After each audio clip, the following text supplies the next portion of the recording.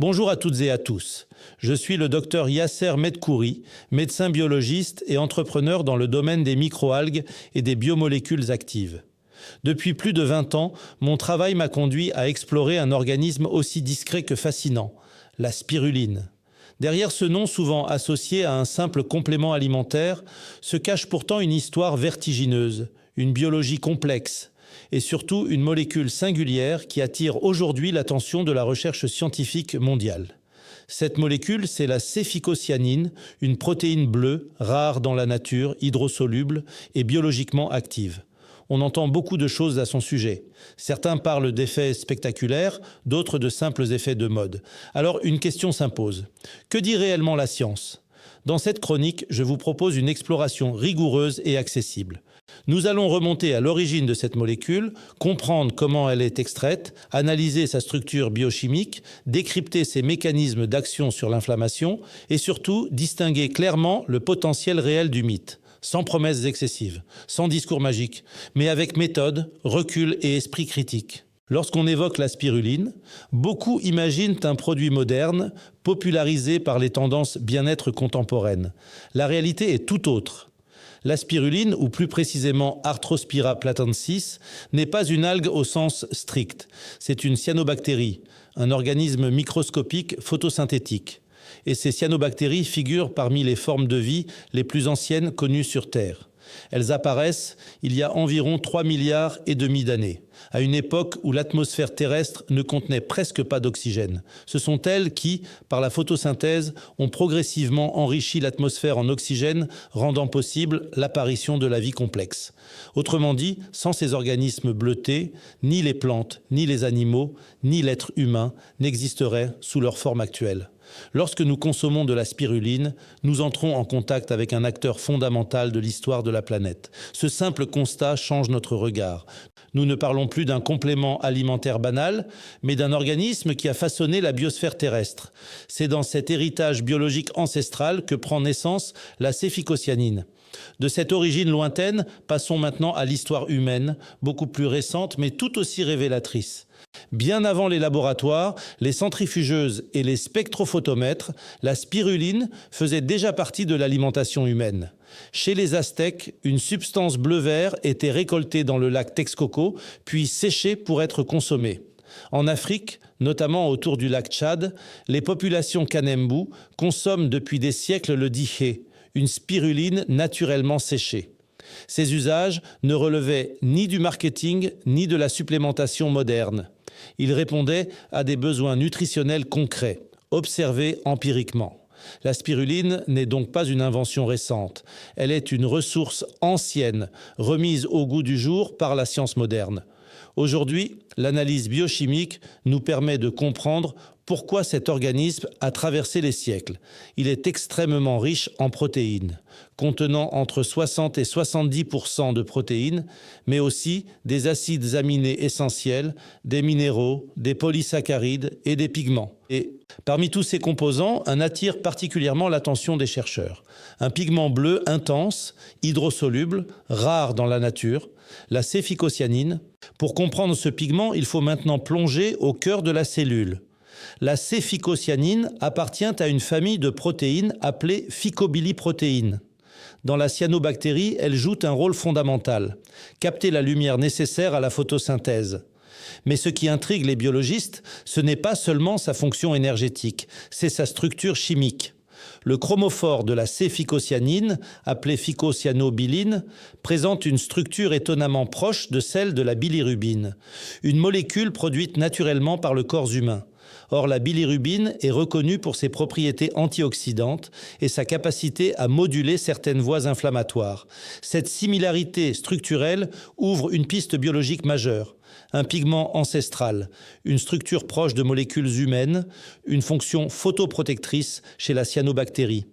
Tout cela suggère un dialogue possible entre cette molécule bleue et nos propres mécanismes biologiques. Mais une précision est essentielle. Consommer de la spiruline brute n'est pas équivalent à consommer de la céphycocyanine purifiée. La qualité, la concentration et la stabilité font toute la différence. Pour saisir cette différence, il faut comprendre ce qu'est réellement la céphycocyanine sur le plan biochimique. La céphycocyanine n'est pas un colorant anodin. C'est une protéine fonctionnelle composée de 2 sous-unités, alpha et bêta, chacune associée à un chromophore. Dans la cellule, elle est localisée dans des structures appelées phycobilisomes, véritables antennes lumineuses. Contrairement à la chlorophylle, elle absorbe la lumière dans la zone orange-rouge du spectre, complétant ainsi le système énergétique de la cyanobactérie. Le bleu naturel est extrêmement rare dans la nature. La plupart des couleurs bleues observées sont des effets optiques, non des pigments véritables. La phycocyanine fait donc figure d'exception. C'est d'ailleurs pour cette raison qu'elle est utilisée comme colorant naturel dans certaines applications alimentaires et cosmétiques. Mais son intérêt principal réside ailleurs, dans son activité biologique. Encore faut-il qu'elle soit correctement extraite et stabilisée. Et c'est précisément ici que la technologie entre en jeu. Tout commence par la culture de la spiruline. Elle se fait en bassin ou en photobioréacteur dans des conditions très contrôlées. pH alcalin, température stable, agitation permanente, apport maîtrisé en nutriments. La qualité de la biomasse conditionne directement celle de la céphycocyanine. Un stress excessif ou une contamination peuvent déjà altérer la future extraction. La phycocyanine étant intracellulaire, il faut ensuite rompre la cellule. Congélation, décongélation, homogénéisation mécanique ou sonication sont utilisées avec un objectif clair, libérer la protéine sans la dénaturer. L'extraction se fait ensuite en milieu aqueux car la molécule est hydrosoluble. Puis viennent les étapes de clarification, de filtration, de concentration et de purification. La pureté est mesurée par un ratio spectrophotométrique appelé A620 sur A280. Plus ce ratio est élevé, plus l'extrait est pur et biologiquement actif. 2 liquides bleus peuvent donc sembler identiques visuellement, tout en étant radicalement différents sur le plan biologique. Maintenant que la molécule est comprise, intéressons-nous à son terrain d'action principal, l'inflammation. L'inflammation est souvent perçue comme un ennemi, à tort. C'est un mécanisme vital. Lorsqu'une blessure survient, le corps déclenche une réponse inflammatoire, rougeur, chaleur, douleur, gonflement. C'est une réponse aiguë, protectrice, indispensable à la réparation. Le problème apparaît lorsque ce mécanisme ne s'arrête plus, lorsque l'inflammation devient chronique, silencieuse, persistante. Cette inflammation de bas grade est aujourd'hui impliquée dans de nombreuses pathologies, maladies cardiovasculaires, diabète de type 2, troubles neurodégénératifs, pathologies articulaires et certains cancers. À l'échelle cellulaire, elle repose sur des voies de signalisation précises, avec production de cytokines pro-inflammatoires, activation enzymatique et stress oxydatif. L'objectif n'est donc pas de supprimer l'inflammation, mais de la moduler. C'est précisément dans cette modulation que la céphycocyanine devient intéressante. Parmi les régulateurs centraux de l'inflammation figure une enzyme clé COX-2. Elle participe à la production de prostaglandines responsables de la douleur et de la fièvre. Les anti-inflammatoires classiques agissent en bloquant cette enzyme. La céphycocyanine, selon des études expérimentales, semble plutôt moduler son activité. Elle agit également par son effet antioxydant en réduisant les radicaux libres qui entretiennent l'inflammation chronique. Les données actuelles suggèrent donc une action douce, progressive, respectueuse de la physiologie. Pas un effet spectaculaire, mais une cohérence biologique. Mais cette approche soulève une question essentielle. Pourquoi parler de promesses plutôt que de miracles? La science ne fonctionne pas sur les miracles, elle fonctionne sur les mécanismes.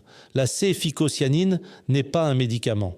Elle ne remplace aucun traitement médical et ses limites sont connues, biodisponibilité encore discutée, essais cliniques humains encore limités, variabilité selon la qualité des extraits. Mais reconnaître ces limites renforce la crédibilité.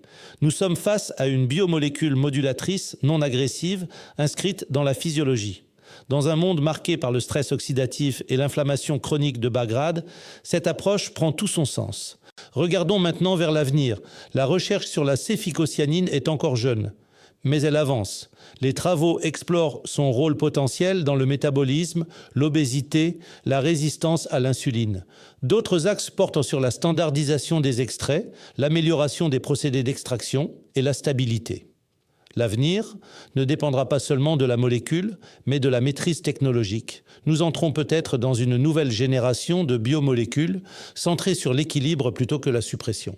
Alors voilà, la céphycocyanine n'est pas un miracle. Elle est le fruit de milliards d'années d'évolution. Née dans une cyanobactérie ancestrale, elle dialogue aujourd'hui avec nos voies inflammatoires modernes. Elle ne promet pas l'impossible, mais elle ouvre une porte vers une compréhension plus fine de l'inflammation, vers une médecine plus modulatrice, plus intégrative, plus respectueuse de la physiologie. La science continue, les recherches avancent, et peut-être que ce pigment bleu, longtemps perçu comme un simple colorant naturel, deviendra l'une des biomolécules de référence de demain.